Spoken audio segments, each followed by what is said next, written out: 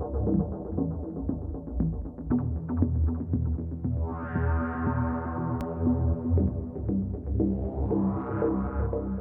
वक्त हम दिल्ली अंतर्राष्ट्रीय हवाई अड्डे के टर्मिनल T3 पर मौजूद हैं। कुछ देर पहले union civil aviation minister Jyotiraditya Scindia यहां का मुआयना करने आए थे।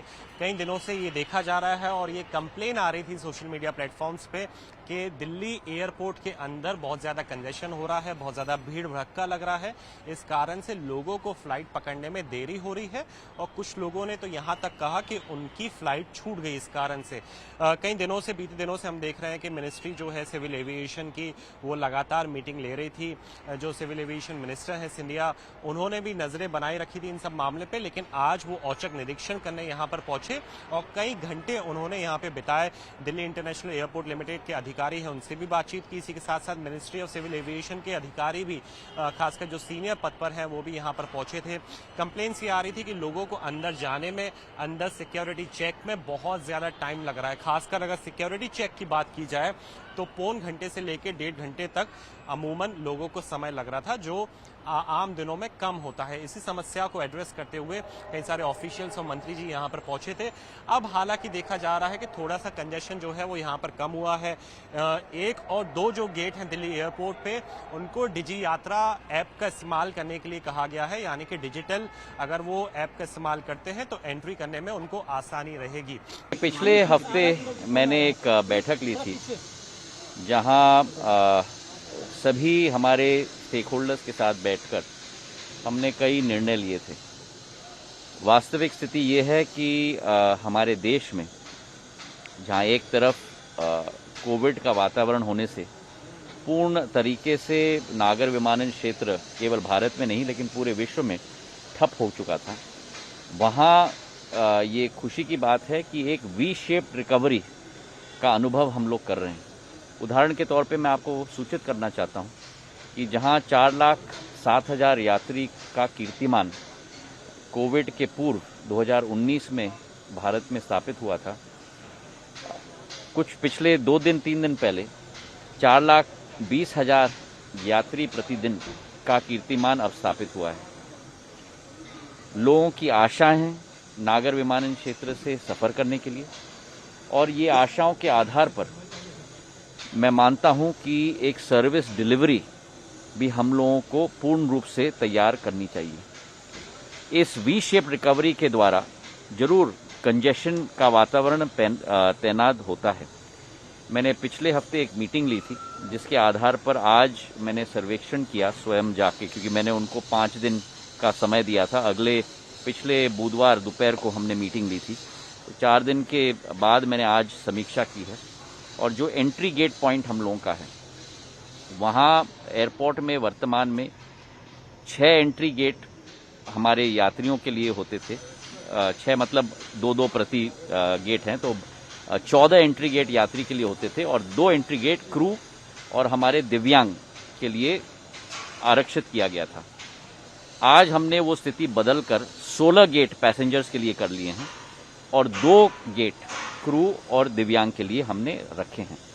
मैंने आज ये भी सर्वेक्षण के बाद हमने सारे स्टेक होल्डर्स के साथ मीटिंग रखी एयरपोर्ट के अंदर ही, जिसमें BCAS, CISF, DGCA, हमारे सारे एयरलाइंस के रिप्रेजेंटेटिव्स, हमारे एयरपोर्ट के रिप्रेजेंटेटिव्स सब साथ में थे। और हमने मिलकर ये निर्णय लिया है और निर्देश मैंने दिए हैं कि हर गेट के ऊपर एक बोर्ड लगना चाहिए। वो बोर्ड बताना चाहिए कि हर गेट पे वेटिंग टाइम क्या है। तो उदाहरण के तौर पर अगर एक यात्री गेट नंबर 1 पे उतरा है और उसे बोर्ड से मालूम पड़ता है कि गेट नंबर 12 पे वेटिंग टाइम सबसे कम है, वो झट करके गेट नंबर 12 पे जाएगा और ये क्लॉगिंग नहीं होगा। उसी के साथ मैंने ये भी निर्देश दिए हैं कि हर गेट पर अशरर्स तैनात होने चाहिए। तो आज अशरर्स वहाँ तैनात हो गए हैं और उसी के साथ कमांड एंड कंट्रोल सेंटर से अशरर्स को सूचित किया जाना चाहिए कि अगर आप यात्री आए हैं जो इस गेट पे क्लॉग हुआ है तो कृपा करके 6 नंबर गेट पे जाएं, जहां वेट टाइम थोड़ा कम है। तो ये निर्णय हमने एंट्री पॉइंट्स के लिए लिया है। दूसरा बॉटलनेक वर्तमान में एयरपोर्ट में हम लोगों का सिक्योरिटी प्रोसेस है। सिक्योरिटी प्रोसेस के लिए वर्तमान में ATRS सिस्टम, वो जो ट्रेस सिस्टम है, और नॉर्मल सिस्टम दोनों मिलाकर 11 लाइन है और 2 लाइन रखे गए थे क्रू के लिए। तो हमने उसे आज मिलाकर जो 13 स्थिति थी, आज हमने बढ़ाकर आज वर्तमान में 16 लाइन तैनात हो गई है। मतलब 3 अतिरिक्त लाइन पिछले 5 दिन में हमने खड़ी कर दी है, जिसका स्वयं मैंने जाके सर्वेक्षण किया। मैंने आज सभी के साथ बैठकर ये कोशिश हम लोग कर रहे हैं कि आज और कल एक जगह है 2 लाइनों के बीच में जहां बैरिकेड लगा हुआ है, उस बैरिकेड को हटाकर हम लोग कोशिश कर रहे हैं कि एक और लाइन हम लोग वहां लगा पाएं। तो 16 से हम लोग 17 तक पहुंचेंगे। उसके बाद हमने रेखांकित किया है एक एरिया एयरपोर्ट में जहां ऑफिसेज हैं, थोड़ा लाउंज है, वो सब हटाकर 3 लाइन हम लोग वहां तैनात करें। एक लाइन 20 तारीख तक होपफुली हो जाना चाहिए। अगले 10-12 दिन में तीनों लाइन हम लोग वहां तैनात करने की कोशिश करेंगे इस महीने के अंत तक। तो कुल मिलाकर एयरपोर्ट में जहां वर्तमान में केवल 11+2 था, वो बढ़ के करीब करीब 20 हो जाएगा। इसी के साथ हमने ये भी कहा है कि जो एयरलाइंस की टेक ऑफ और लैंडिंग थी, जो बढ़ोतरी हो गई है, उसे भी हम लोग वापस थोड़ा कम कर लें, ताकि जो ऑपरेशन सिस्टम है उसके मुताबिक कितना थ्रूपुट ले सकते हैं, उसी के मुताबिक हम लोग अराइवल और डिपार्चर कर पाएं।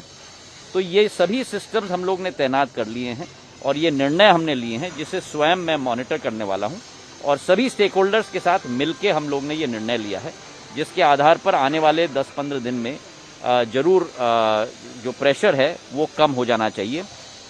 इस बात की भी खुशी है कि ज़्यादा यात्री बढ़ रहे हैं, पर उसी के साथ साथ एयरपोर्ट का सिस्टम भी बढ़ना चाहिए, क्योंकि यात्री की जो आशा है और एयरलाइंस की जो आशा है ज़्यादा फ्लाइट्स देने के लिए, उसके बीच में एयरपोर्ट एक क्लॉग नहीं होना चाहिए। एयरपोर्ट का काम है सहूलियत होने के लिए यात्री के बीच में और एयरलाइंस के बीच में, और वो जिम्मेदारी एयरपोर्ट जरूर निभाए, इसके सख्त निर्देश मैंने दे दिए।